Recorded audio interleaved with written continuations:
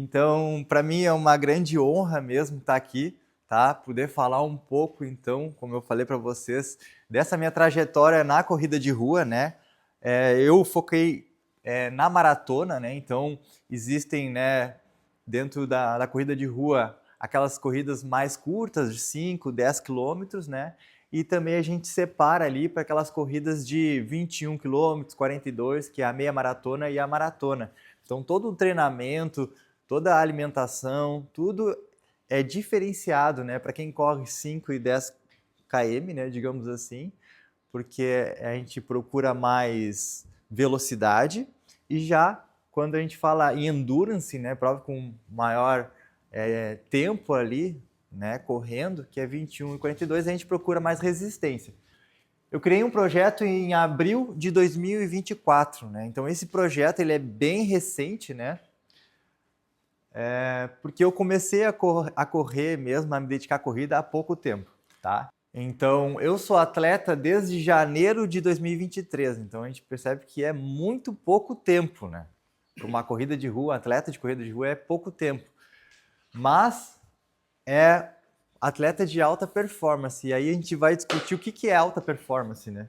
Então, eu tenho 34 anos, como profissão sou bombeiro militar, né, do município de Jaguarão, tá? Nasci em Jaguarão e trabalho em Jaguarão.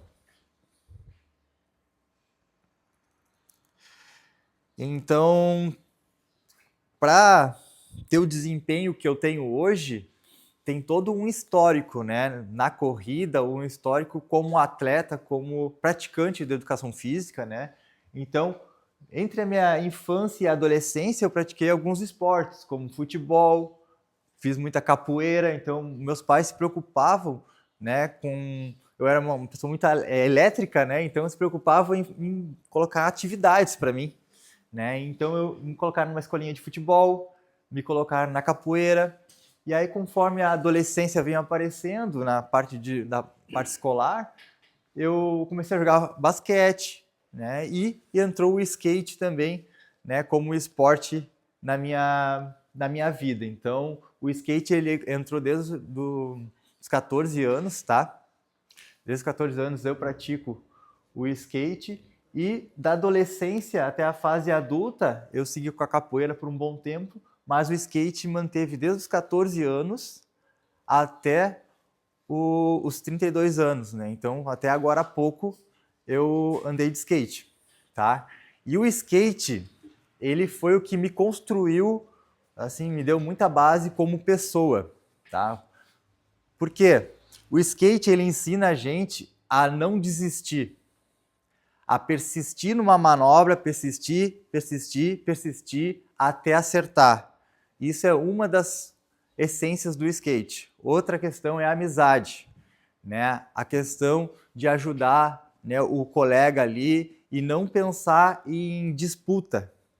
Eu estou ali praticando até no próprio campeonato, se vocês tiverem a oportunidade de ver um campeonato de skate, vocês vão ver o que está competindo com a pessoa do lado, a pessoa está vibrando ali que o pessoal acertou aquela manobra, né? Não existe uma competição assim.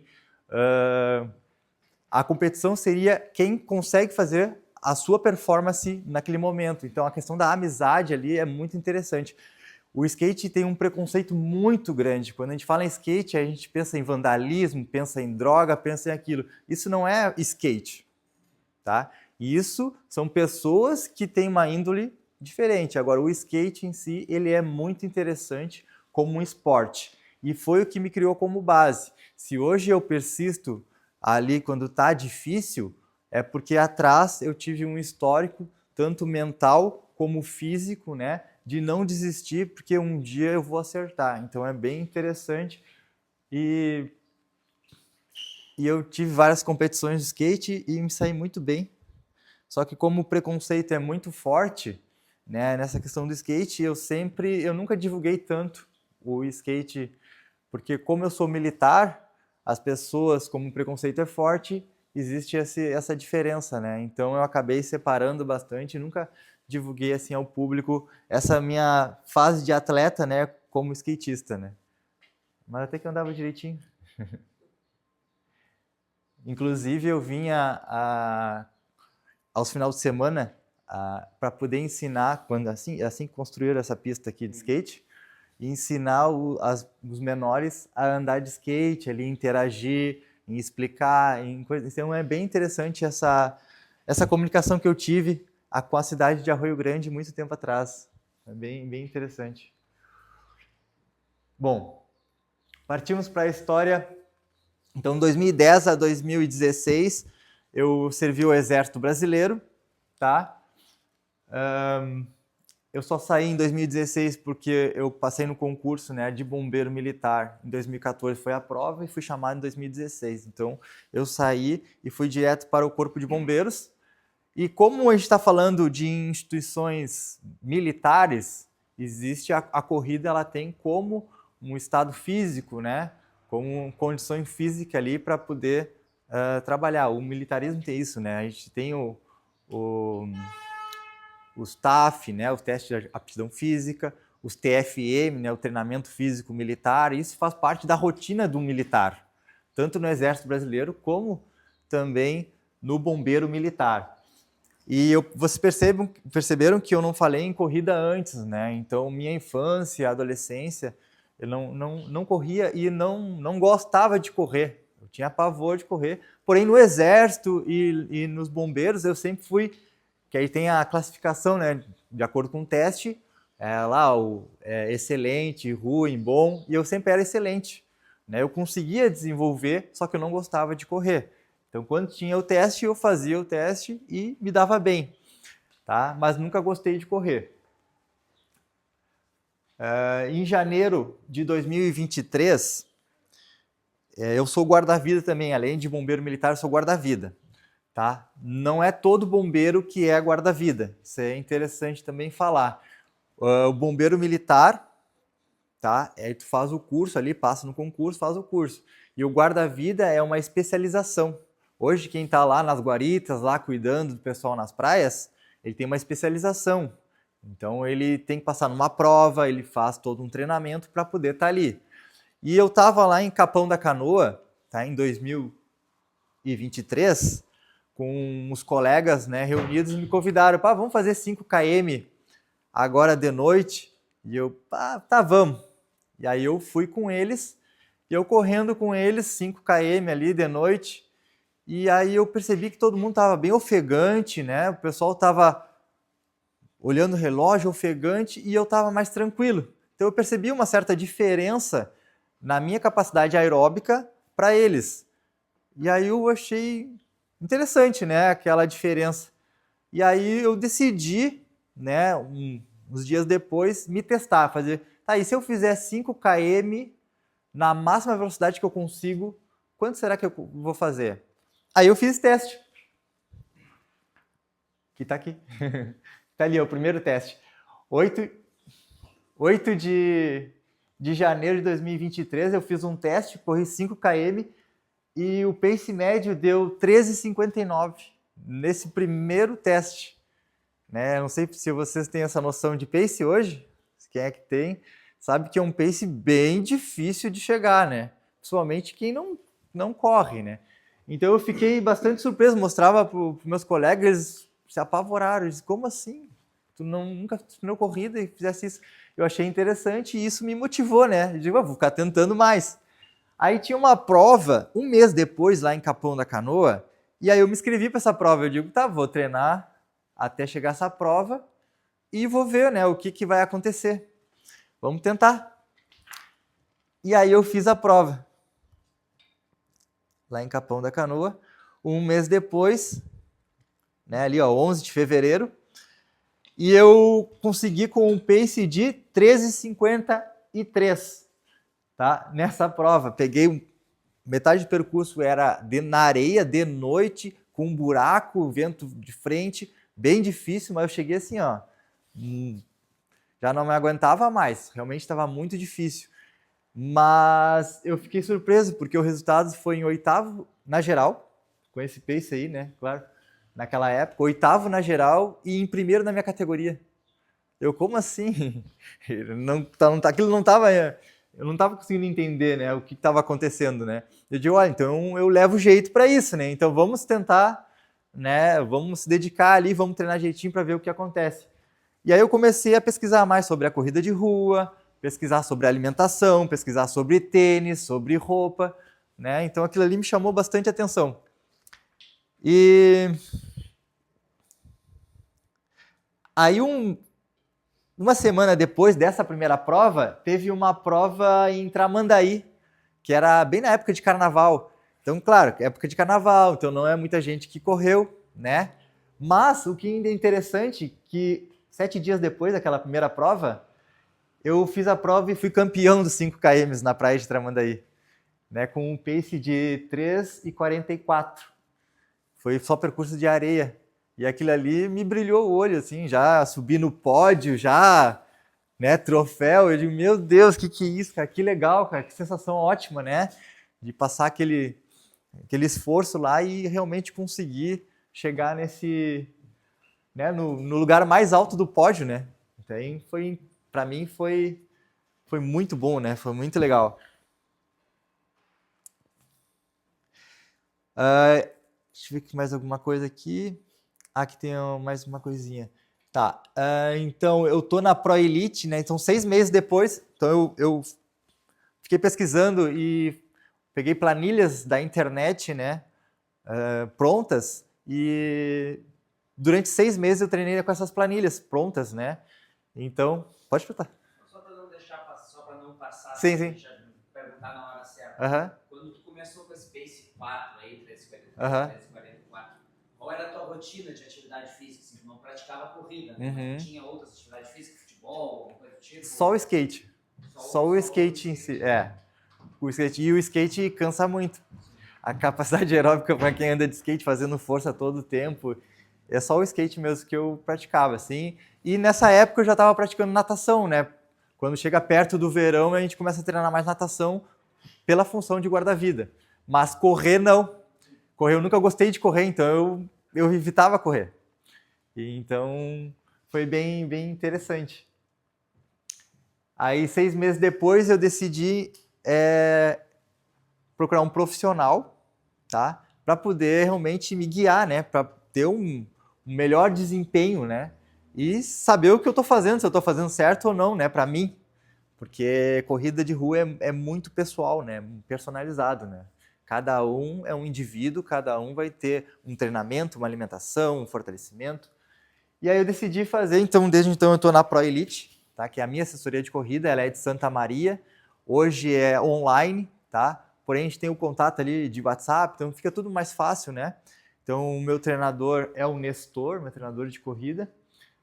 E a Pro Elite é de Santa Maria, uma grande assessoria. Me identifiquei bastante e desde então eu estou com ela.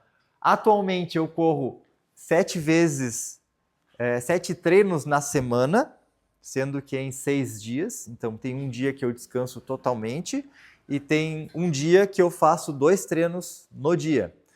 Faço 2 treinos de fortalecimento na semana e um de fisioterapia, tá? Para poder aquele recovery ali e poder manter em condições de um próximo treino. Aqui alguns destaques, né, de algumas provas. Então, lembrando, depois de um certo tempo eu foquei na maratona, né? Então, os meus melhores tempos, por exemplo, no 5K, 5 km, foi com pace a 13:21. Eu fui campeão do 5K ali em Rio Branco, né, no Uruguai. Tá? Foi em dezembro de 2023, já faz um tempinho já. Hoje, será que eu conseguiria com um pace maior? Não sei, porque eu treino resistência, não treino velocidade. Mas, se eu tentar, talvez eu consiga. Tem aqui o vice-campeão, foi na cidade de Pelotas, em abril de 2024, tá? Também bem distante. 10 km, fiz a pace 13:28, deu 34 minutos e 40 segundos. Tá? Depois aqui os mais recentes, né, que eu tenho treinado para meia maratona e maratona, que foi na cidade de Florianópolis, foi a 20ª meia maratona de Florianópolis, foi em maio de 2025. Essa meia maratona, sempre meus focos são maratona, porém, antes um mês antes, normalmente, da maratona, a gente usa uma meia maratona como teste para poder ver o ritmo de prova que eu vou fazer na maratona. Então, a gente se esforça um pouco, né? Não força muito, mas é mais ou menos como se fosse um treino, para ver se está tudo alinhado. E essa aqui eu consegui, né, com pace de 13:30, eu fiquei em nono lugar na geral e em segundo lugar na categoria, de 30 a 34 anos.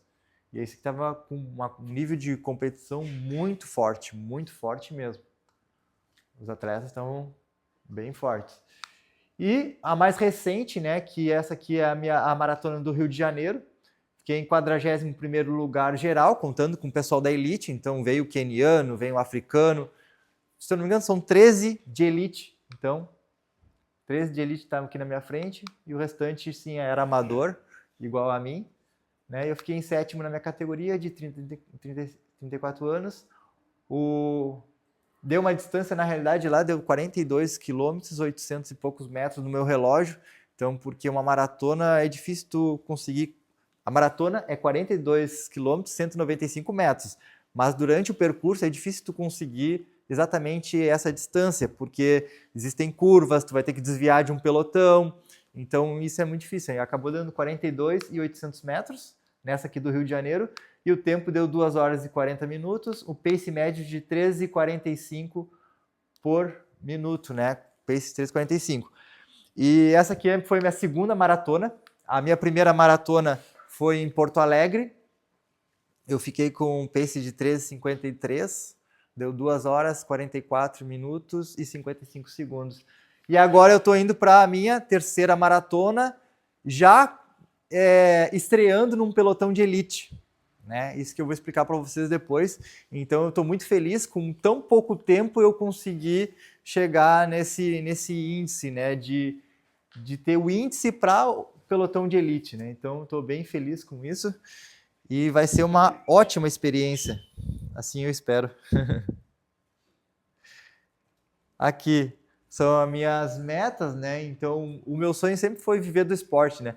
Na verdade, quando eu era criança, eu olhava ginasta olímpico ali, aquelas piruetas, assim, eu digo, gostaria de ser um ginasta, achei bem bacana essa parte. Então sempre eu gostei dessa questão de ser um atleta, né, de tentar viver como se um atleta fosse, né, ali. E isso hoje me traz essa possibilidade, né, de repente uma grande marca aí, que me conheça, eu chegar num índice, né, aceitável e essa grande marca me acompanhar. Então isso para mim seria um sonho hoje, uma meta, né, de vida. E o meu objetivo também dentro da corrida de rua é incentivar outras pessoas, tá? E isso está acontecendo. Então eu recebo muito feedback de pessoas que começaram a correr porque me acompanham no Instagram ali ou em outras redes sociais. E isso para mim é fantástico, né? Então imagina o poder que tem nessas redes sociais, né, e eu poder inspirar outras pessoas a praticar ali um esporte, né, e quando a gente fala em praticar um esporte, na corrida de rua, a gente não fala só o esporte propriamente dito, a gente está falando em toda uma vida que é mudada, né, tanto a alimentação, como a abdicação, às vezes, do álcool, quem gosta, né, uma bebida alcoólica, às vezes abdica ali de consumir porque tem uma prova, porque tem uma corrida ou porque tem um treino forte, né? Então tudo isso vai mudando a nossa vida, né? Está tornando a nossa vida mais saudável. Aqui são os meus colaboradores, né? Os meus apoiadores e patrocinadores atualmente, né? Então eu tenho a primeira lista é a assessoria de corrida, essa que eu tô, a ProElite, ela me apoia. Temos o meu nutricionista que está presente aqui, que logo vai falar com vocês, Marcel Vieira. Excelente nutricionista, não só porque ele está aqui presente, mas ele tem me acompanhado e é fantástico. Realmente, eu vou falar também sobre isso, mas tem que acreditar nos profissionais e que as coisas dão certo e realmente transformam a vida da gente como atleta. Tem o meu fisioterapeuta, Salos, né, a clínica de fisioterapeuta em Jaguarão. Então é muito importante uma fisioterapia ali para o atleta que procura a alta performance, né, como um recovery, como um tratamento imediato. A suplementação a Body Fitness a Body Evolution suplemento de Jaguarão, é o que me apoia ali com a minha suplementação. A academia, onde eu faço o meu fortalecimento, às vezes uma corrida na esteira, se há necessidade. Tenho o meu treinador crossiano ali, que é o Cassiano Erandorena, meu treinador de fortalecimento, que eu tenho um vídeo ali que vai passar agora, que ele deixou uma mensagem para vocês, falando um pouco sobre o treinamento treinamento de força, né, para corrida, porque é diferenciado do bodybuilder, por exemplo, de um fitness convencional. A nona pizza, aí são uma parte boa, né, que é a parte da pizza, que é o carboidrato, que é uma briga com o meu nutricionista, mas a gente conversa e consegue comer na quantidade certa, né, o Nutri.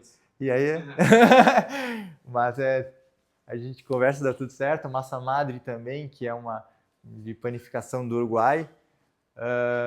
A Gava Gourmet, que é uma galeria de carnes, né? A RX Consórcio, né? de consórcio e finanças ali, que também apoia. Então, todas as empresas, elas são de extrema importância, porque a atividade, se tu procura o alto performance, acaba ficando muito cara. Então, às vezes, conseguindo esse apoio, aquela troca de favores ali, né? Ter a visualização, né? A gente conseguir trazer a visualização, isso é bom para todo mundo, tá? Temos aqui a Notrot Sport, onde cuida da minha parte de material esportivo, né? Então, tênis, meia, roupa. A Notrot Sport é o que me dá o apoio. A Suel são representações, que é a representante da Rican aqui no Sul. Então, ela me apoia aí com as meias Rican. E tem a Electroluz também, que é uma empresa, né, de eletrônicos da cidade de Jaguarão, que está sempre apoiando todos os esportes, tanto futebol, qualquer esporte lá, eles estão sempre apoiando. Então, é de grande valia falar sobre eles ali, que é muito importante. Sem essa equipe toda aqui, fica muito difícil de manter a alta performance com os materiais bons, fazer as coisas como devem ser feitas. Aqui finalizou o meu projeto como um todo ali, tem o meu contato, tá? Mas vamos falar de alta performance agora que é a melhor parte. O que é alta performance, né? Então, a gente tentar entender o que é isso. Alta performance, a gente não fala só na corrida, né? A alta performance é o melhor que a gente consegue extrair daquele atleta naquele momento. Então, a gente está falando de corrida, a gente está falando do futebol, a gente está falando de qualquer atleta. Mas o melhor dele. E como é que a gente extrai o melhor dele, né? Então, tem um pilar. Falando da corrida de rua, o próprio treinamento de corrida, né? Se não treinar, tu não vai ter essa alta performance. Mas não é só o treinamento. A alimentação, né? Junto com o treinamento de corrida, isso vai ser essencial. E o descanso. Então, esse triângulo aí, ela é o principal para alta performance. Treinar a corrida, alinhado com a alimentação, porque tu tem que ter o combustível ideal para poder fazer aquela força ali, né? E não falhar no meio do treino, então, ou da prova. Então, tem que ter a alimentação e o descanso. Quando a gente fala em descanso, a gente não está falando só no dia off. O descanso, a gente está falando numa noite de sono bem dormida, porque é aí que está o recovery, o principal recovery é o sono. O principal recovery é o sono. Porque a corrida, ela gera microlesões, certo? Quando a gente corre, gera microlesões. E quando é que a gente tem que se recuperar dessas microlesões para estar preparado para um próximo treino? Senão, ele só vai aumentar a tua fadiga, só vai em cima dele ali, do músculo, né, das articulações, e tu não vai conseguir desempenhar um próximo treino bem. Tu não vai conseguir desempenhar uma prova boa se tu chegar cansado na prova. Então, tudo isso, esse triângulo é muito importante a gente estar alinhado com esse triângulo. Porém, o que vai manter esse triângulo em pé é o fortalecimento na corrida.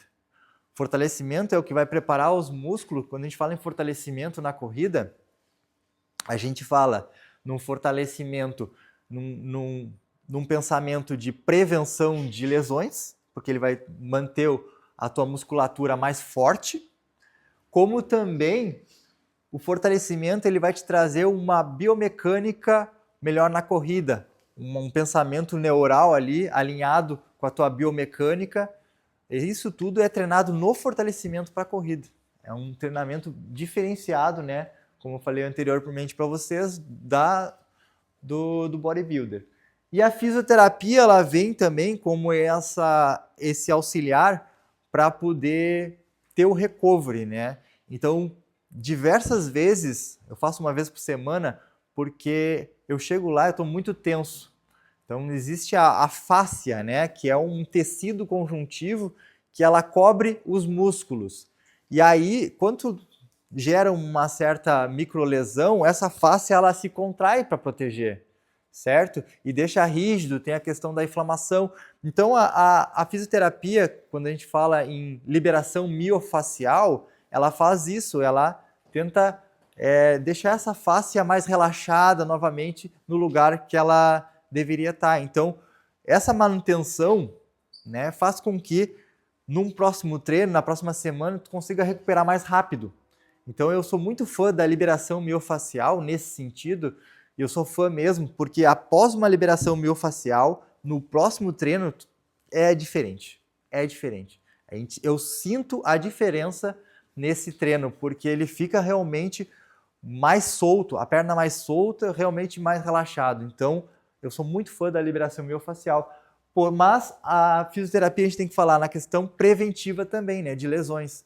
Muitas vezes eu comecei a sentir uma dor no joelho, e aí eu avisei eles já foram lá e já começaram a tratar essa dor. Então, antes que realmente se tornasse uma lesão, certo?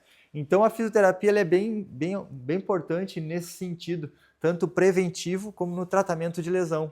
Ou assim que tem algum sinal que o corpo te dá, tu já vai procurar o fisioterapeuta para poder alinhar, ficar pronto, né, para os treinos e pela carga, né, de treino que é, porque o maratonista, a carga de treino é grande, depois vocês vão ver. A gente falou da parte física, né, mas tem a parte mental. Quando a gente fala da parte mental de alta performance, a gente tem que pensar por que eu estou fazendo isso, né? Vamos falar da corrida. Por que eu estou correndo? Qual é o motivo da ação?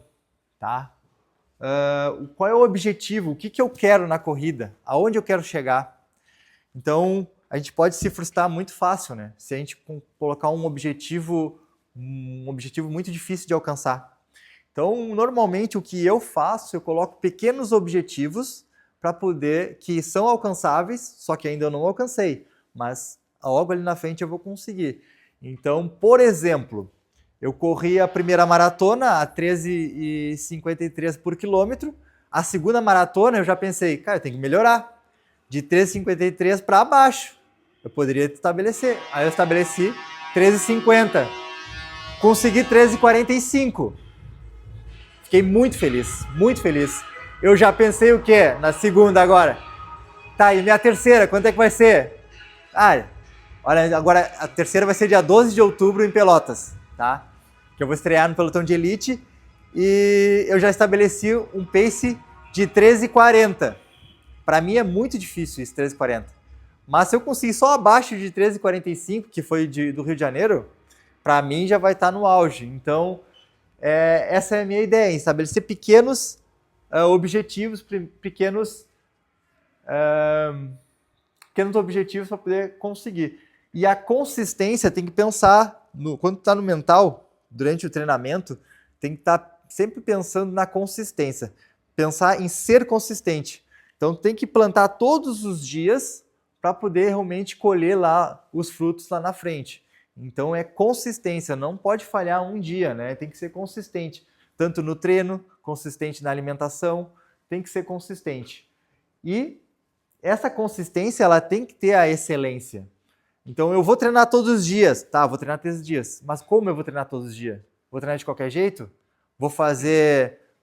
o treinador botou aqui 10 quilômetros, tô cansado de fazer 8 só. Então, se tu quer alta performance, tu tem que fazer o que está planejado. Então, é sobre isso, é sobre excelência, fazer da melhor forma possível. E eu trago para vocês assim uma mensagem que para mim é o que sempre me motivou, não só para a corrida, mas para o meu trabalho em si, também como bombeiro militar. Pense comigo, quando a gente está doente, tá? A gente procura um médico, né? A gente fazer uma cirurgia, alguma coisa. Mas qual médico a gente procura? A gente procura qualquer médico? Ou a gente procura o melhor, o mais qualificado? O que tem mais estudo? O que se dedica mais? É sobre isso, é sobre excelência. Então, quando fala da nossa vida, a gente procura o melhor, não pode ser qualquer um. Então é sobre isso, o treinamento é sobre isso, a alta performance é sobre isso. É sobre colocar toda a tua energia, né, naquele treino. Aquele treino que é leve, não é porque ele é leve porque ele é ruim ou ele não vai ter muito significado, não, ele é leve porque tem que ser leve. No outro dia tem um treino forte para fazer. Se tu corresse leve hoje, ou correr forte o que era leve, tu não vai conseguir fazer o treino de amanhã. Então, fazer com excelência o que tiver que ser feito. E consistência. E acreditar. Acreditar tanto em si mesmo, que vai conseguir o que o treinador colocou, porque muitas vezes mesmo acontece comigo, eu olho a planilha e digo, será que eu vou conseguir? Mas sim, se o treinador colocou, eu vou conseguir. Tem que pensar assim, eu vou conseguir, tá? Uma das coisas que o nosso corpo, ele entra num estado, principalmente quando a gente está passando trabalho, quando a gente está correndo e está muito cansado, o nosso corpo ele quer repouso, ele quer ficar tranquilo, ele não quer passar trabalho. Então ele tenta entrar num estado de conforto, né? Porém, o que eu percebi? Esse conforto, esse estado que o teu mensagem manda, se tu insistir um pouco mais, insiste, tu vai ver que o corpo vai se adaptar àquela velocidade que tu tá e tu vai conseguir. Então, tem que acreditar, tem que insistir, mesmo quando tá doendo, insiste que vai conseguir.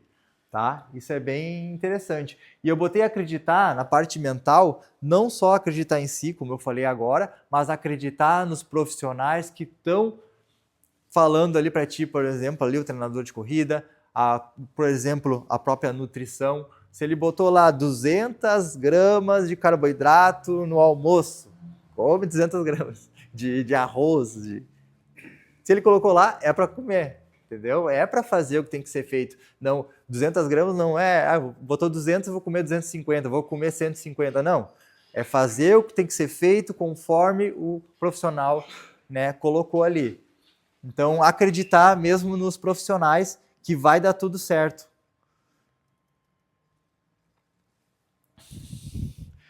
Bom, e falando em tudo isso, tem a disciplina, né? O que é disciplina? É não falhar.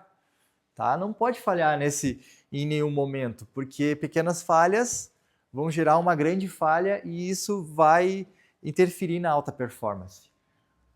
Eu tenho essa frase aqui comigo, que é fazer o que tem que ser feito. Tá? Fazer o que tem que ser feito. Se tem que correr, se a minha planilha ali tem 7 corridas na semana e não tem um outro horário, tem que ser de manhã cedo, tem que ser às 5 da manhã, porque eu trabalho depois, às 8 tem que estar no trabalho, eu vou levantar no primeiro toque do celular, eu botei para despertar às 5, não tem como negociar. Não vamos negociar. Isso é muito difícil, é dolorido, mas quem procura alta performance tem essa necessidade, tá? É o que eu botei aqui, ó, não negociar com o conforto, né? O corpo vai querer o conforto, tá quentinho lá, agora nesse estado de frio agora, né? No nosso estado aí que tá bem frio, tá? E aí toca o despertador e tu tá assim, vou ter que me levantar, tá chovendo, 5 da manhã, eu vou ter que colocar uma roupa e vou ter que enfrentar uma chuva. Fazer o quê? Isso aí, poucas pessoas que querem alta performance, né? Ou melhor, todo mundo quer alta performance, mas ninguém quer passar, né, as dificuldades para poder chegar na alta performance. Tá? São poucas pessoas que se submetem a esse desconforto. Mas vai ter frio? Sim, vai ter frio. Vai ter calor? Sim. às vezes vão ter que treinar ao meio-dia, 1h no nosso verão. A gente sabe que o nosso verão é cruel. Tem vezes que a gente vai ter que fazer isso. Vai estar chovendo, correr na chuva é igual correr no sol, só que na chuva. É uma frase que tem do meu treinador e a gente usa como motivação, mas é complicado, tá?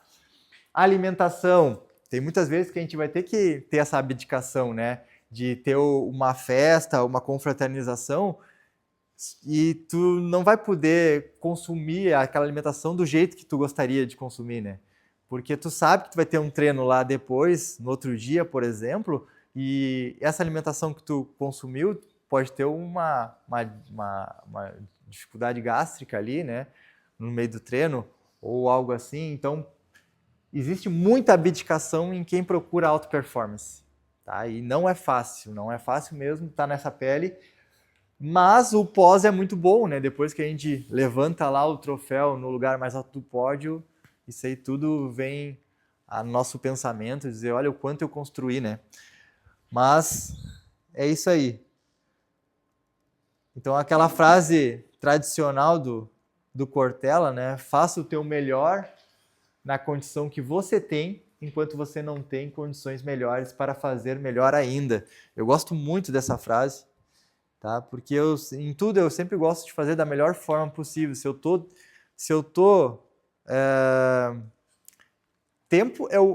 O tempo é o mais precioso que nós temos nessa vida, né? É o tempo. Né? E se eu estou dedicando 1 hora de treino, eu vou me concentrar nessa 1 hora de treino e vou fazer da melhor forma possível. Então, fazer o que tem que ser feito da melhor forma possível é o meu pensamento ali como guia. Então, as minhas motivações, sinceramente, correr, eu ainda não gosto de correr. É bem impactante isso, mas eu não gosto de correr. O que eu gosto, né? O que me motiva a estar correndo ainda? É a evolução. Eu sou fissurado por evolução. Sair do ponto A e chegar no ponto B, para mim é assim, ó, me dá uma alegria que não tem tamanho, assim. Então, a evolução, saber que eu saí do pace 13:59 lá no primeiro na corrida, e hoje eu corri uma maratona 13:45, 5 km para uma maratona, é uma evolução grandíssima há pouco tempo. Então, isso me motiva a continuar. Os resultados, né? Chegar no pódio ali, ter aquele resultado, isso me motiva muito. O desafio, isso me motiva também. E o desafio é tanto no treinamento quanto na prova. Quando o professor coloca ali, né? O treinador coloca correr, que nem hoje, 6 quilômetros, são 4 blocos, 6 quilômetros a 13:40, 13:50. E eu olho assim, vamos fazer. Então isso me motiva, eu vou ter que alcançar aquilo ali, eu vou conseguir. Então um desafio, um pequeno desafio nos treinos ou o desafio na prova, né, de conseguir um pódio ou conseguir alcançar um tempo. E os feedbacks, né?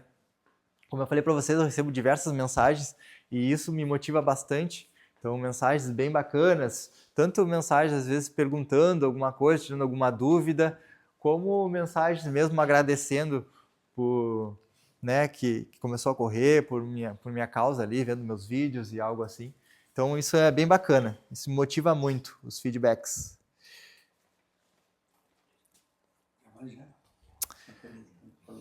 Pessoal, eu digo assim, ó, algumas coisas a gente tem que ter cuidado, tá? Nossa parte mental, que é um treino ruim, é só um treino ruim. Não consegui atingir aquele objetivo, beleza, vamos partir para o próximo treino. Vamos ver o que está errado e vamos corrigir, tá? A gente não pode ficar frustrado por causa disso. Então, um treino ruim é apenas um treino ruim, tá? A comparação tem dois lados, né? Se começar a se comparar com uma pessoa, aquela pessoa lá corre tanto, eu treino, não consigo correr. Ou chegar ali, olha o Strava da pessoa e, ela correu, 5 quilômetros a tanto de pace, eu não consigo fazer isso. Tá, mas em qual condição ela correu, né? Ela é uma pessoa totalmente diferente, então não dá para se comparar com outras pessoas, tá? E isso, tem muitas pessoas que se frustram com isso. Eu gosto da comparação como um lado positivo. Eu sempre comparo com meus amigos, né, os conhecidos que correm um monte, e eu fico pensando, imagina se um dia eu conseguisse correr a tanto de pace uma certa velocidade. Isso aconteceu agora há pouco comigo. Essa de Florianópolis, que eu corri os 21 quilômetros a pace 13:30, numa prova anterior, né, eu falei para um amigo meu, o meu sonho é correr nessa velocidade, assim, ó, manter essa velocidade e chegar numa prova a esse pace. E não demorou muito eu consegui conquistar o que eu queria. Então, foi bem interessante isso, porque eu me comparei, né, com outras pessoas que correm tranquilo e um pace bem mais abaixo. Então, eu me comparei, tive a comparação como motivação. Vontade de desistir, isso aqui é o que mais acontece com todo mundo que procura alta performance ali. Então, a vontade de desistir, até agora, semana passada, já me veio essa vontade de desistir. E não é desistir só de um treino, não é desistir da corrida mesmo, desistir de tudo.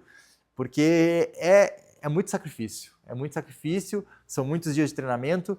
E depois vocês vão ver ali, eu tenho uma filha pequena, tá? De 1 ano e 7 meses.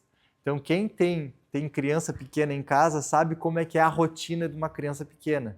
Não é fácil. A minha esposa trabalha também, ela é professora de educação infantil, então a gente tem que ficar se revezando ali para cada um fazer a sua atividade, mais o meu trabalho de bombeiro militar, mais meus treinos de corrida, fisioterapia, fortalecimento. Então a minha rotina realmente é difícil e a gente fica muito cansado, tá?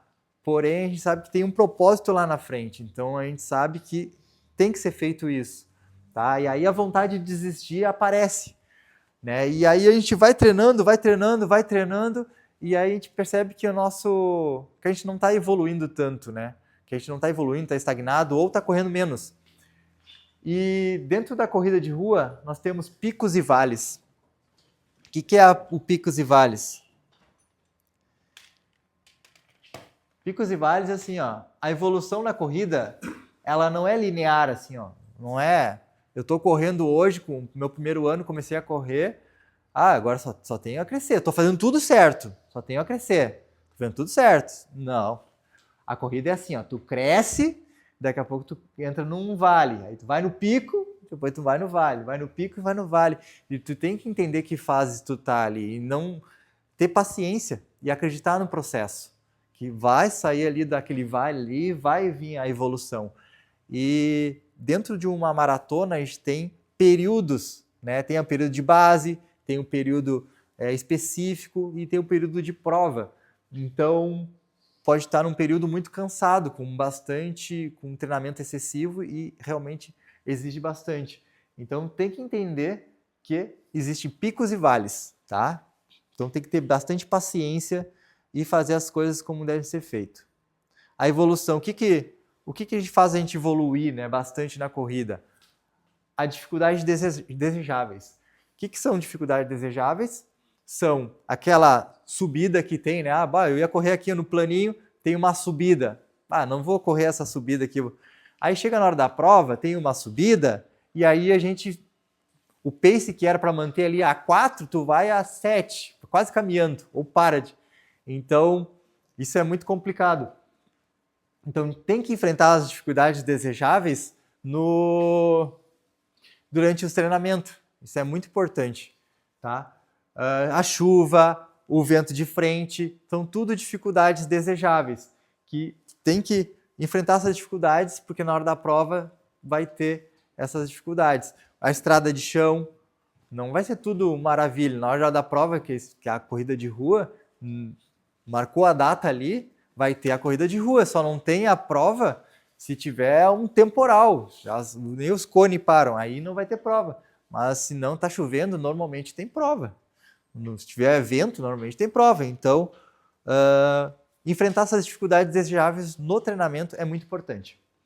Concentração. Então, enquanto está treinando, enquanto está na corrida, na prova, se concentrar, né, na técnica de corrida, na respiração, se concentrar, estar presente ali naquele momento, tá? Bem concentrado, executando a técnica, pensamento bem bem interessante. Estar concentrado, então, é algo que faz evoluir.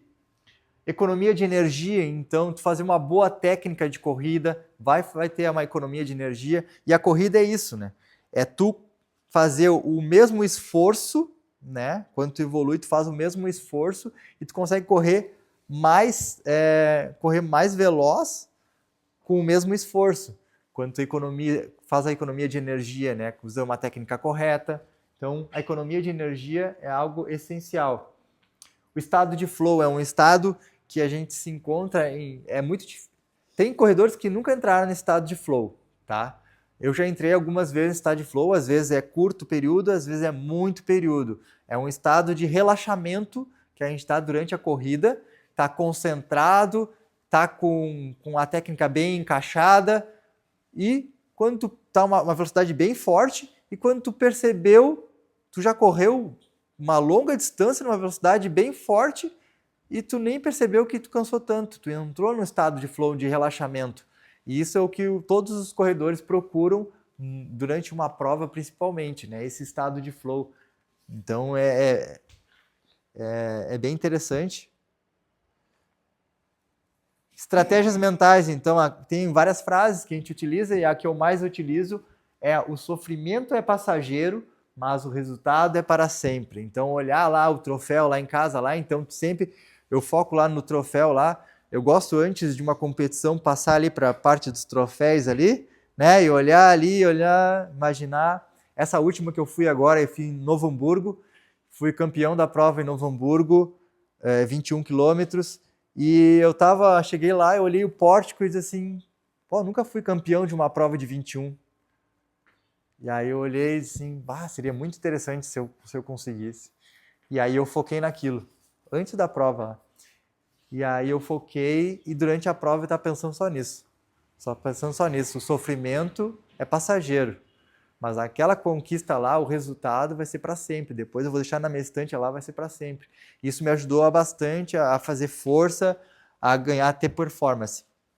Então, outra coisa, a gente está passando uma dificuldade, está a pior parte da prova, a gente está assim, ó, tá horrível. O que a gente faz? O que eu faço? Eu fiz em Porto Alegre durante todo o período, se a gente olhar minhas fotos de Porto Alegre, tá tudo. É sorrir. Sorrir libera a questão de hormônio, né? E aí faz com que o corpo entenda que não precisa produzir tanto lactato. Então, sorrir quando está com uma dificuldade é uma estratégia mental muito boa para poder mostrar para o corpo que não está tão difícil assim. É bem interessante. E funciona. A recompensa, como eu falei, tanto a recompensa seria no troféu depois, ou um descanso. Eu penso muito nisso. Hoje eu fiz um longão, um treino mais longo, 36 quilômetros, deu a pace médio, que é o total, deu pace de 4:02, e eu só estava pensando nisso, na recompensa. Qual foi o meu pensamento? Meu pai está de aniversário, então vai ter, né, um churrasco de aniversário hoje de noite, depois eu converso com o meu Nutri. Tudo tem que conversar com ele, mas a gente conversa. E aí eu pensava nessa recompensa, depois vai ter um churrasco. Aí eu pensei na recompensa sobre o descanso. Hoje eu vou passar trabalho, mas amanhã eu vou descansar. Na realidade, amanhã eu estou de serviço dos bombeiros, mas vou descansar na corrida. Então tem que pensar nessa recompensa. Ou uma refeição livre, uma pizza, né, Nutri? Então sempre pensando na recompensa, então no momento que está com maior dificuldade, assim, eu vou passar trabalho, mas vai dar certo, eu vou ter essa recompensa. E fixar num ponto é algo assim: eu estou correndo, tá difícil, então eu coloco lá, tem uma placa lá, eu fixo num ponto e digo: eu vou correr bem forte até chegar aquela placa lá, depois eu ver se eu estiver bem, eu corro até um próximo ponto. Tá? Então isso também me ajuda bastante a manter uma velocidade bem forte, com um pensamento bom. Aqui é bem interessante que muitas pessoas confundem o profissional de corrida com o amador. Tá? Quem é o profissional de corrida? Profissional é quem tem a corrida como profissão. Tá? Ele só faz isso. Ele corre, ele se alimenta, ele descansa, ele dorme de tarde ali, normalmente faz 2 períodos, e ele só faz isso. Ele corre, essa é a profissão dele. Ele corre, ele come e ele descansa. Ele só faz isso. Agora, o amador, temos 2 tipos. Um amador recreativo, que não pensa em pace, né? Então ele está pensando ali em questão de saúde, ele corre porque ele gosta, é um amador recreativo, né? Ele até quer ganhar aquele pódio lá, mas ele não pensa em deixar de comer o que ele queria, ele não pensa em beber a bebida que ele quer lá, a cervejinha do final de semana. Então ele não pensa nisso, mas ele tá ali, ele é recreativo. E tem o amador de elite, que é onde eu estou enquadrado hoje, que é eu tento chegar na alta performance, então eu faço de tudo focado, pensando lá como se o profissional fosse fazer, tá? E se o profissional for fazer, como é que eu faria? A alimentação, a físio, o fortalecimento, os treinamentos. Então, só que o amador de elite, ele tem que fazer tudo isso que o profissional faz, tentando adaptar a sua vida real, que é mais o dia a dia, a família, o serviço, né, o trabalho da gente. Então, realmente é muito difícil ser um amador de elite. É muito difícil. Mas estamos aí conquistando várias coisas. Tá dando certo. Mas é difícil, pessoal. E o pessoal confunde. Acha que elite é profissional, mas não. Existe o profissional, né, que é uma pessoa da elite, mas existe o amador, que pode ser elite ou pode ser recreativo. Aqui tem o elite amador, que é um atleta de elite amador. É alguém que compete a um nível muito elevado de performance, mesmo sem ser profissional, buscando superar limites pessoais e alcançar metas de alta performance em seu esporte. Diferente do atleta amador recreativo. Ele se dedica intensivamente ao treinamento e se inspira no modelo do atleta profissional. Então é tudo inspirado no modelo do atleta profissional, adaptando a sua vida pessoal. Então tem essa adaptação para otimizar seus resultados. Aqui são algumas características, né? Então sempre busca alta performance, se dedica ao treino, tem adaptação à vida e a motivação, né?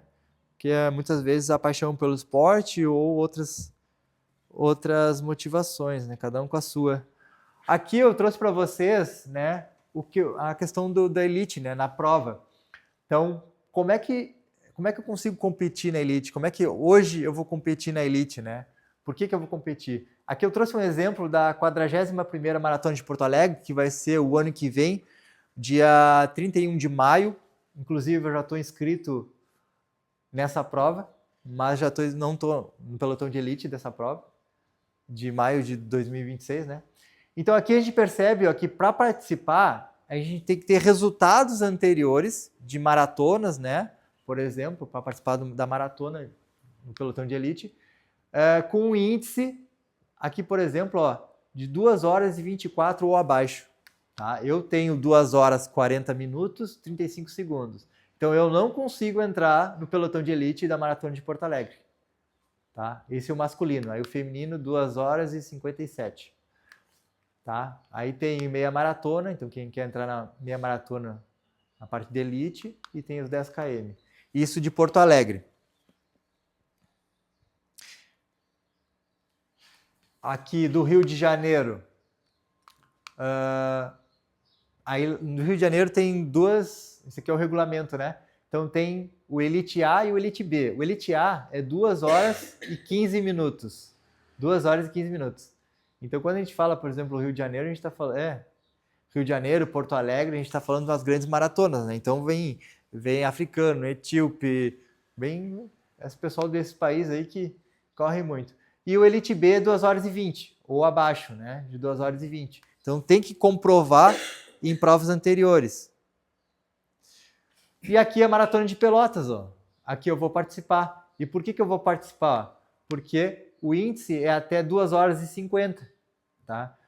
E eu tinha, quando eu mandei a minha comprovação por e-mail, eu tinha 2 horas, 44 minutos e 55 segundos e já fui aprovado.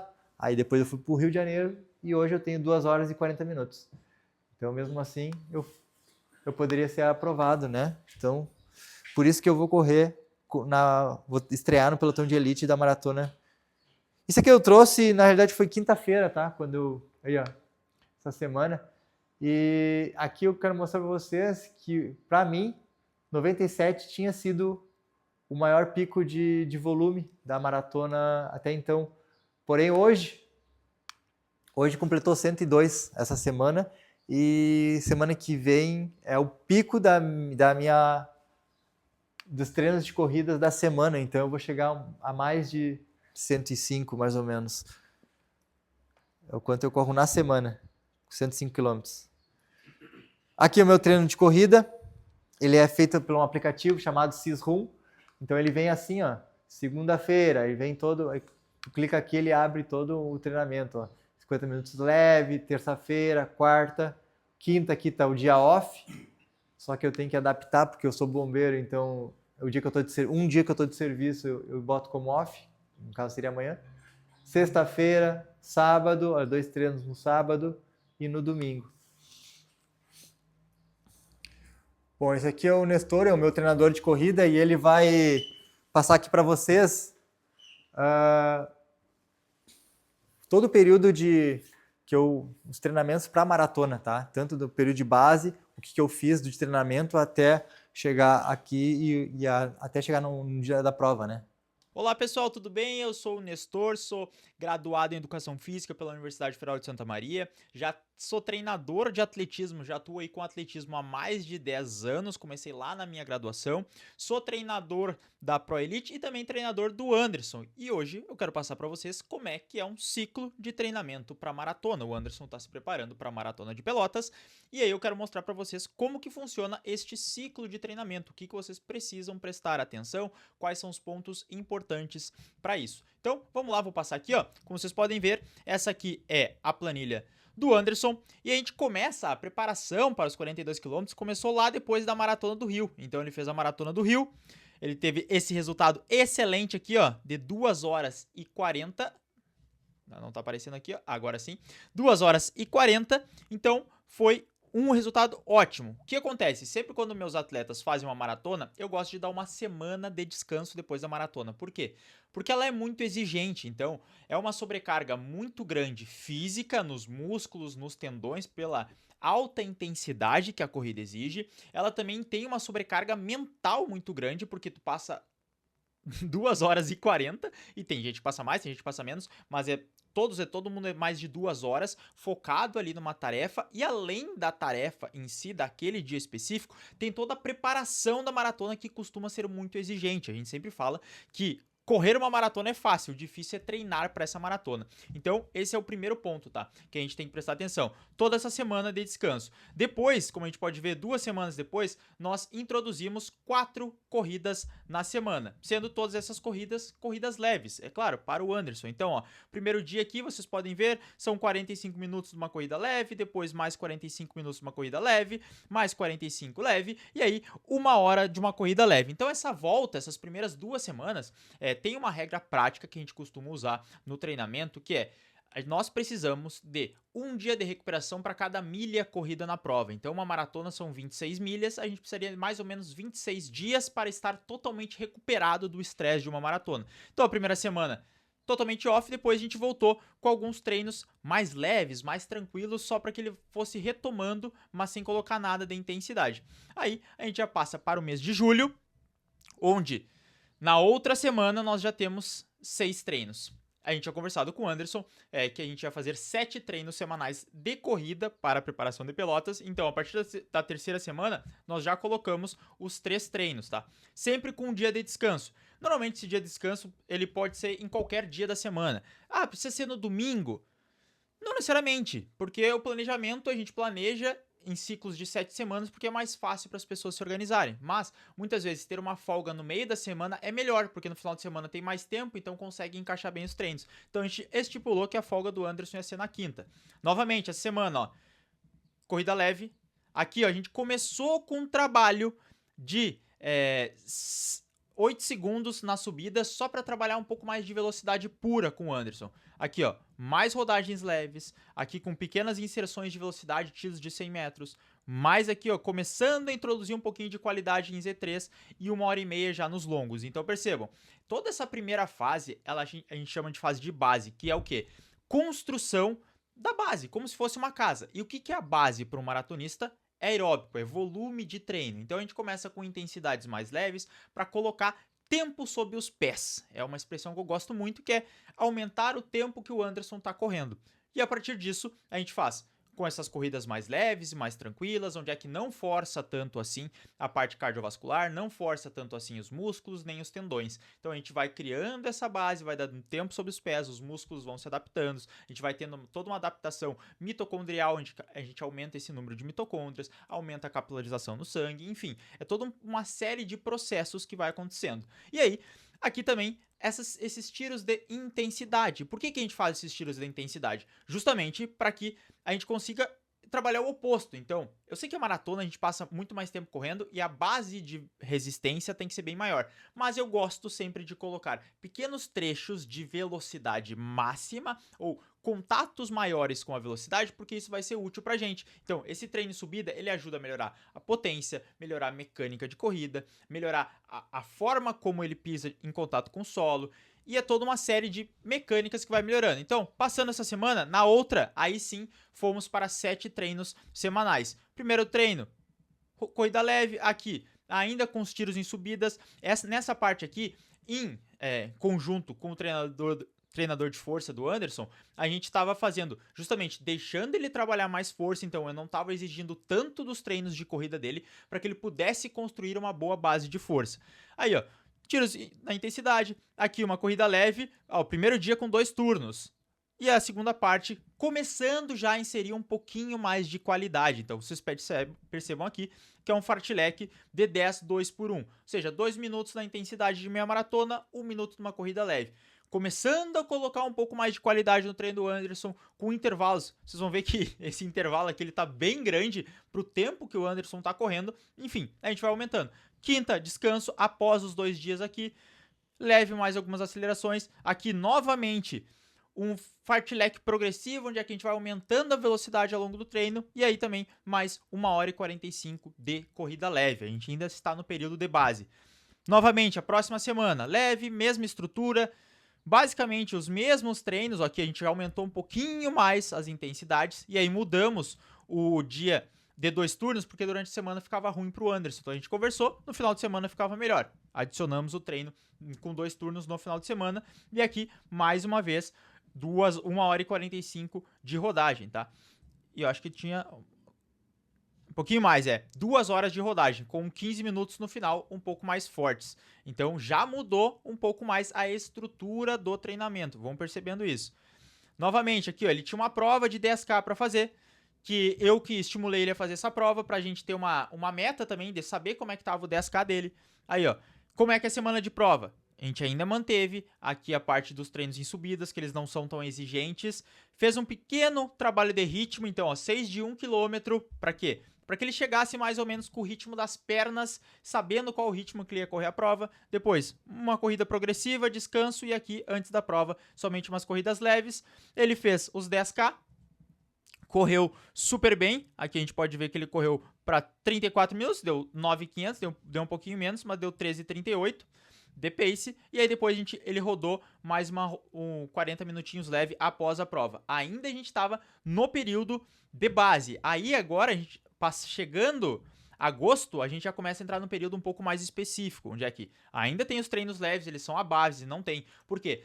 O nosso corpo, ele tolera um treino forte a cada 36 horas, mais ou menos. Então, durante uma semana, eu só consigo puxar 3 treinos fortes. O resto tem que ser de treinos leves para que o corpo consiga se recuperar. E esse treino leve, ele serve tanto para ajudar o corpo a se recuperar, como para somar mais volume. Por quê? Com a maratona, ela é dose dependente do volume. Quanto mais volume eu consigo fazer, melhor vai ser o meu resultado na maratona. Desde que esse volume, é claro, ele seja gerenciável e eu consiga me recuperar dele. Então, subindo, aqui ó, ainda os tiros na subida, 7 de 1 km, um pouquinho mais de qualidade, aí a gente vem com fartlek progressivo, novamente os treinos de rodagem, e aí a gente já começa com 28 quilômetros, e aqui sim começa a ser uma preparação bem mais específica. Por quê?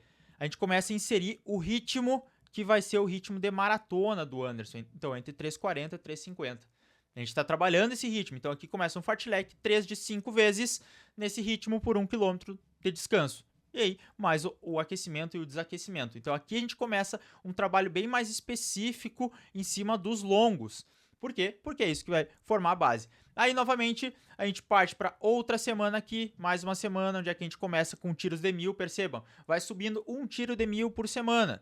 Aqui uma rodagem, mais um fartlek, os 2 turnos do Anderson normal, 28 km. Agora, a gente mudou um pouquinho mais essa estrutura. Primeiro começa com 8 km leve, depois 20 km numa Z3, que é um pouquinho mais forte do que ele estava acostumado a fazer. Então, no dia anterior, a gente inseriu um fartlek com 15 km, picotado. Agora a gente fez 20 km direto numa velocidade um pouquinho mais constante.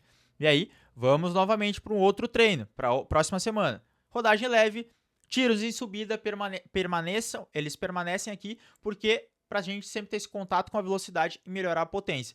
Novamente, 9 tiros de 1000 agora, uma corrida, um fartlek com uma parte inicial e depois mais um contato com velocidade. Aqui, 2 rodagens leves e 32 km, sendo 7 vezes de 3 km no ritmo de maratona por 1 km leve. 32 km fechando, aqui ele encaixou uma prova de 21 km, que o objetivo era esse mesmo, era fazer essa prova para a gente se testar. Então, eu puxei um pouco mais os treinos intensos do Anderson para o início da semana, para que ele pudesse recuperar, porque a gente não soltou treino para fazer essa meia maratona. Então, essas provas que a gente faz no meio da preparação, normalmente eu não solto o treino, elas são provas testes, só para ver como é que ele vai reagir, mas não tem uma preparação específica, porque vocês vão ver que no final a gente reduz a intensidade dos treinos para maratona. Então, beleza, veio aqui os 21 quilômetros, fez toda semana, ó, 9 tiros de 1K, aqui 2 rodagens na quarta-feira para não sobrecarregar na meia, depois 45 minutinhos leve, sábado alguns estímulos de velocidade também, só para ele chegar com as pernas mais soltas, meia maratona no domingo, também teve um ótimo resultado. Aí correu para 1h17, sem soltar treino. É importante, extremamente importante isso. Então não é o resultado, o Anderson conseguiria correr mais rápido que isso. Mas, como a gente não soltou treino, o corpo tá pesado, percebam? Ele tá vindo de semanas que tá fazendo 28, 32 quilômetros. Então são semanas pesadas. Aí novamente a gente vem, semana leve, aqui já começa a ter mais um fartlek, porque ele tava recuperando ainda desses 21K. Então a gente sempre tem que pensar, um treino por si só não me diz nada, assim como uma prova não me diz nada. Eu preciso saber o contexto do que aconteceu antes e do que aconteceu depois. Então, se eu colocasse aqui para ele um treino forte, provavelmente ele não ia render tanto, porque ele ia estar vindo cansado da minha maratona. 4 dias é pouco, então coloquei um fartlek que a gente fez lá no início, lembra? Esse fartlek era o mesmo que eu coloquei lá no início. Aí aqui, coloquei um pouquinho mais de qualidade também, num treino progressivo de 1 hora, onde é que a cada 15 minutos ele acelerava um pouco mais a sua velocidade, mais o dia de rodagem leve, e aí 34 km, que para maratona o longão é o parte principal, onde é que a gente faz 6 vezes de 4 km no ritmo de maratona por 1 km leve. E aí, a gente parte para a próxima semana, que já é para o próximo mês, que é o mês de setembro. E aí, a gente vem a mesma rotina, que ele tá vindo, os 34. Aí, essa semana, que é a semana que vocês estão vendo, assistindo isso aqui. Na quarta-feira, a gente fez 10 tiros de 1 km na velocidade de meia maratona dele, sendo um bloco com 5 tiros, aí dá um descanso um pouquinho maior, outro bloco com 5 tiros. Mais um progressivo na sexta-feira, 2 turnos no sábado, e aí um longo de luxo aqui. 4 tiros de 6 vezes de 1 km, 4 blocos, né, no ritmo de meia maratona também para testar. Aqui eu só tenho os treinos principais do Anderson até Pelotas, tá? Então, ó, 36 km ele vai fazer na semana. Aqui, ó, 3 semanas antes da meia maratona, ou quer dizer, antes da maratona é o pico de volume, então aqui ele vai fazer o longo mais longo. E aqui percebam, ó, é um treino que não é fácil. 2 km em Z2, depois 4 vezes de 7 km no ritmo de meia por 2 km leve. E aqui vai ser o pico da maratona, a gente vai ter como pico 38 km. O outro treino de qualidade que o Anderson tem são 12 tiros de 1 km, sendo os 8 primeiros naquele mesmo sistema de 4 tiros, intervalo um pouquinho maior, 4 tiros, e aí os últimos 4 são mais fortes, 38 km. Na outra semana a gente já reduz um pouco mais, vem para 22 km, são 2 tiros de 8K, só para ele ter um estímulo no ritmo de maratona, e sendo durante a semana aqui 5 tiros de 2K mais um 2 km forte, então são 6 tiros de 2 km, e aí na semana de prova a gente acaba reduzindo bastante, ele faz só 14 km uma semana antes da maratona, porque a maratona é gerenciamento de energia, então quanto mais descansado ele chegar, quanto mais energia ele chegar acumulado, melhor. Então nessa fase final aqui, não tem o que extrair do corpo. Na verdade, na periodização, a gente estressa o corpo até chegar próximo da prova. Na maratona costuma ser 3 semanas.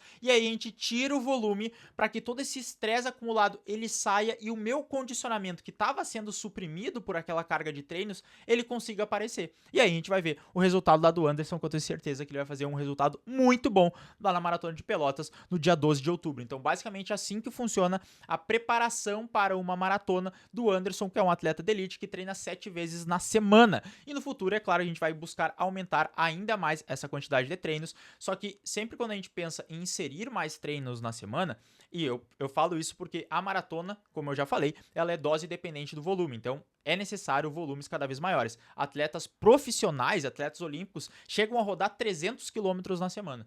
Então, 160 quilômetros na semana é bem tranquilo. Aqui, se a gente for ver os quilômetros rodados pelo Anderson e tal, 95, mais ou menos 68 por semana. Então, a gente vai chegar de pico aqui, 95 quilômetros, chega talvez a 100 quilômetros, eu acho, nessa semana. Porque eu tenho que adicionar os outros treinos ainda, né? Então, eu faço preparação somente dos treinos de qualidade.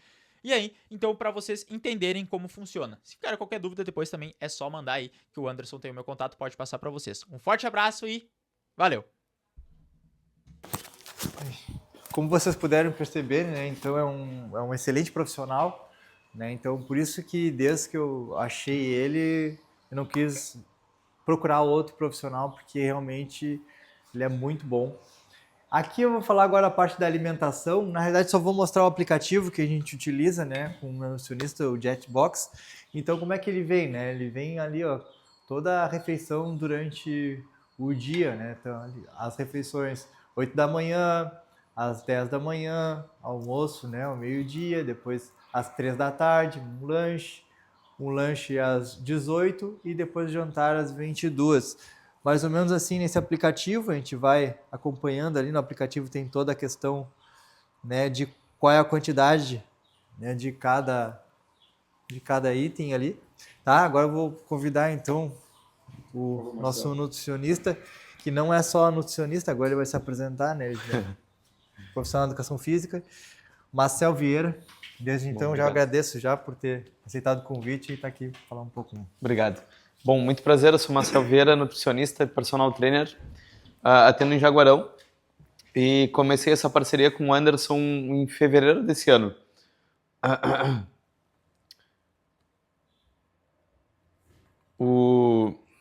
Abriu ali. O Anderson chegou para mim em fevereiro, ele veio através de outro profissional até meu consultório, então ele já veio com uma boa base, mas quando ele chegou ele estava um pouco mais solto. E a partir daí a gente começou a fazer alguns ajustes na alimentação dele, tá? O primeiro passo foi fazer uma avaliação física com o Anderson, onde eu encontrei ali 68 quilos, 9% de gordura, 62 quilos de massa magra, e a ingestão diária dele estava por volta de 1.800 a 2.000 calorias por dia. Ele passou por um acompanhamento, mas quando ele chegou no consultório ele já não estava mais fazendo o plano alimentar que esse profissional tinha passado para ele. Então ele estava com uma ingestão diária calórica ali bem baixa. Para os padrões de treino dele, na época ele rodava ali por volta de 70 km por semana. E eu tenho, na verdade, ainda maratonistas mulheres no consultório que comem 3.000 calorias e o Anderson comia 1.800, 2.000 calorias, algo muito abaixo das recomendações. E a ingestão de carboidrato dele ficava por volta de 3,5 gramas por quilo de peso. O primeiro passo, então, foi tentar chegar na meta final ali, de 35 calorias a 45 calorias por quilo de peso, de preferência quilos de massa magra, ou seja, massa livre de gordura. Isso de acordo com o Colégio Americano de Esportes, que mostra que atletas que têm uma ingestão calórica mais elevada conseguem ter uma melhor recuperação e a partir daí ter um melhor desempenho na prática esportiva. Então o primeiro ponto foi chegar numa dieta ali de 2.500 calorias, não ficou de acordo com as diretrizes, porque o Anderson não gosta de comer muito, tá? Ele tinha um certo receio no início. Consegui chegar a 5 gramas de carboidrato, tive que ter cuidados com a saúde intestinal dele e a progressão da dieta, porque ele tinha e sentia certos desconfortos durante a prática, então eu tive que me atentar para essa questão intestinal e também iniciei com suplementação de creatina e de beta-alanina ali fracionada ao longo do dia para ele conseguir suportar um pouco mais as dores e ter uma recuperação um pouco mais acelerada após os treinos. Então o principal objetivo desde o princípio ali, evitar a quebra por falta de energia ou fadiga, melhorar a hidratação dele, esse foi um dos pontos principais, tendo em vista que na primeira maratona dele ali de Porto Alegre, ele acabou sofrendo um pouco e eu identifiquei que poderia ter sido por desidratação e defini estratégias de ingestão de carboidrato pré e intra-prova para ele ter um melhor desempenho e ir com um preparo um pouco maior para as provas. A partir daí, a gente conseguimos ter uma boa adesão da dieta do Anderson inicial ali de 2.500 calorias e a partir daí eu comecei a trabalhar com uma supracompensação de carboidrato. O que acontece? Para a rodagem e para a intensidade que o Anderson treina no caso ainda, a ingestão diária de carboidrato deve ficar ali por volta de 6 a 10 gramas de carboidrato por quilo de peso. Eu consegui fazer ele chegar a comer 5 gramas. Ainda estava longe. Então eu não posso ofertar, como ele comia 3,5 gramas, eu não posso ofertar de uma única vez de 3,5 para 10. Então tem que fazer toda uma progressão para que ele consiga chegar lá, para que ele consiga suportar isso no intestino dele, correr sem ter nenhum desconforto, sem passar mal. Então a gente trabalhou com uma sobrecompensação de carboidrato. De segunda a quarta, ele comia 2.500 calorias, ingerindo 5 gramas de carboidrato por quilo, e de quinta a domingo ele seguia com as mesmas 2.500 calorias, mas dessa vez consumindo 7 gramas de carboidrato por quilo de peso, para assim chegar com um tanque mais cheio para o treino longo ali, realizado no final de semana. E nessa supercompensação a gente já conseguiu ali ter bons resultados, né? A gente teve o melhor dos tempos, ele teve um maior volume de treino semanal e menos dor após as práticas e conseguiu manter a progressão tanto dos treinos quanto da alimentação sem sofrer desconforto, sem sofrer nenhum tipo de desconforto durante a prática da corrida ali. Hoje, ele corre mais de 100 km semanais, consegui fazer ele consumir ali 3.300 calorias, isso hoje, tá? Sendo que agora ele ingere 9 gramas de carboidrato por quilo de peso, que representam 2.300 calorias da ingestão diária dele. Então, 70% da dieta do Anderson é carboidrato. Isso porque quando a gente corre, a gente depleta glicogênio, e se a gente depleta muito glicogênio, a gente compromete a nossa reconstrução das fibras musculares, o que também acaba impactando aí numa perda de massa livre de gordura, o que não é interessante, porque quando tu perde massa muscular, tu perde VO2, tu perde rendimento, e o carboidrato está extremamente ligado a isso. Então, essa ingestão de 9 gramas de carboidrato não se fez mais necessária aquela supracompensação ali que eu fazia ao longo da semana, porque ele já ingere muito próximo à recomendação diária específica, né? Que é de até 10 gramas de carboidrato por quilo de peso. Sem falar nos géis que ele consome durante a prova, então provavelmente ele já bate esses 10 gramas de carboidrato por quilo de peso. Aqui foi o foco mais baseado pensando no intra-prova, o que ele ia fazer durante a prova, tendo em vista que na primeira maratona dele ele acabou tendo que dar uma pausa para continuar correndo e nossa principal meta era terminar a maratona do Rio de Janeiro correndo e ele conseguiu o melhor tempo dele até agora. Então foi foco com ingestão de carboidratos, né? Durante a prova, durante a corrida, ele tem que ingerir por volta ali de 75 gramas a 90 gramas de carboidrato por hora, isso através dos géis. através dos géis ali. A recomendação do colégio americano é entre 60 e 90 gramas, a gente fica ali mais ou menos na média, né, 75, chega a 90 em alguns pontos mais específicos, mais para o final da prova, quando ele sente mais fome ou quando ele sente mais necessidade. A preparação pré-prova, eu gosto de trabalhar com café da manhã, o mesmo café da manhã ao longo dos meses, para que quando ele chegue na prova ele já esteja acostumado, ele já sabe o que vai comer, ele já sabe como aquilo cai no estômago dele, já sabe quanto tempo ele precisa de intervalo entre o café da manhã e a prova, então a gente tenta trabalhar sempre com o mesmo café da manhã ao longo da semana e ao longo dos meses, e o café da manhã dele é o pré-treino dele, né? São 489 calorias, 88 gramas de carboidrato por quilo de peso, o que representa 88 gramas de carboidrato na refeição, o que representa 1,4 gramas de carboidrato por quilo. A recomendação fica entre 1 e 4 gramas, então a gente fica mais ou menos na metade. 16 gramas de proteína, que representa também 0,25 gramas por quilo de peso do Anderson. A recomendação fica na parte mínima ali. Proteína é importante no pré-treino, até para ajudar no tempo de digestão. O que acontece? Quando tu tem uma oferta de carboidrato, a gente sempre mistura frutose e carboidratos simples para ter um tempo de degradação deles diferente ao longo da digestão. Assim ele tem uma oferta contínua de carboidrato e a proteína entra junto para que ele não tenha um pico de glicose, por exemplo, um pico dessa entrada de carboidrato na corrente sanguínea. Então a proteína retarda um pouco essa entrada e ele consegue ter um aporte de carboidrato mais longo durante toda a prova.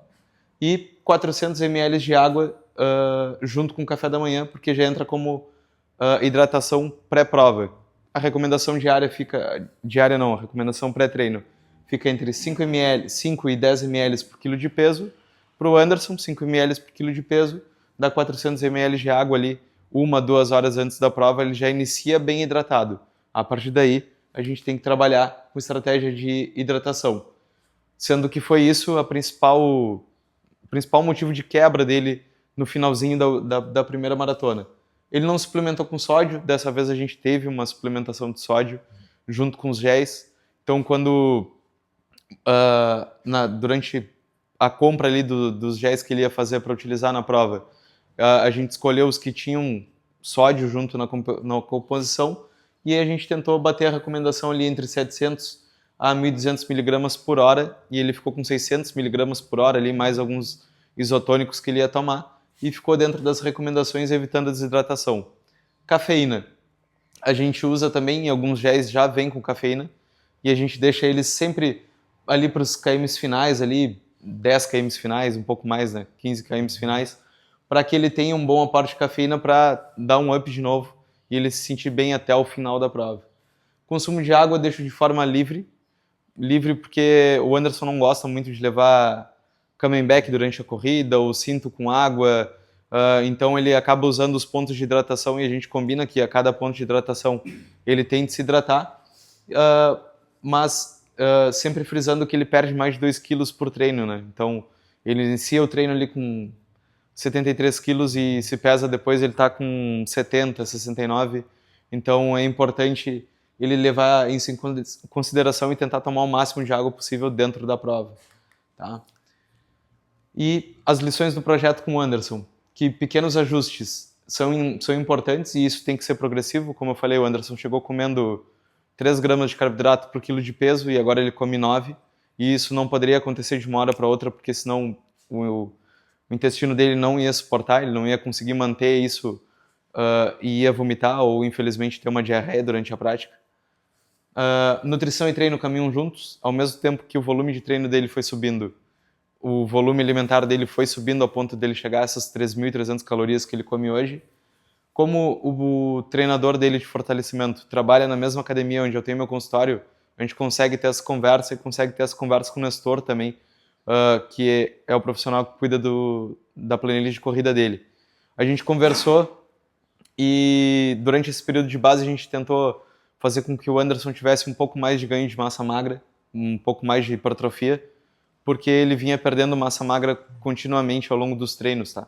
Isso devido ao volume, isso devido à desidratação, super normal de acontecer, mas a gente conseguiu isso estancar isso aí, ele conseguiu manter o mesmo percentual de massa magra.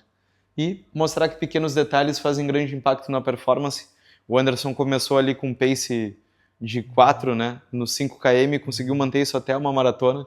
Então, quando tu alinha treino, quando tu alinha descanso, quando tu alinha a nutrição, tu consegue ter uma alta performance, mesmo se tratando de um atleta amador, mesmo se tratando de um cara que tem que cuidar da família, da casa, e dos treinos ele consegue ter um bom ajuste, uma boa performance desde que ele faça tudo certo. E era isso. Era mostrar para vocês que alta performance não se conquista com fórmulas prontas, mas com estratégias personalizadas e com consistência. Ou seja, existem as diretrizes ali, eu sei que eu tinha que ofertar tanto de carboidrato, tanto de proteína, tanto de calorias, mas eu tenho que levar em consideração que é o Anderson, né? Ele tinha medo de comer, ele tinha um pouco de receio de aumentar de peso, então tive que ajustar da mesma maneira que o treinador de fortalecimento dele ajusta o treino para que quando ele está com dor, ele consiga fazer, o professor da corrida ajuste o treino para que ele consiga manter o volume, eu tive que ajustar as estratégias nutricionais ali para conseguir fazer o Anderson comer 3.300 calorias de comida limpa, que é muita comida durante o dia. Tá? E era isso. Se alguém tem alguma dúvida, fico aberto aí Agora tem um videozinho bem rápido do meu treinador de fortalecimento, né? Fala pessoal, sou o Cassino Hernandorena, responsável pela parte de fortalecimento do Anderson.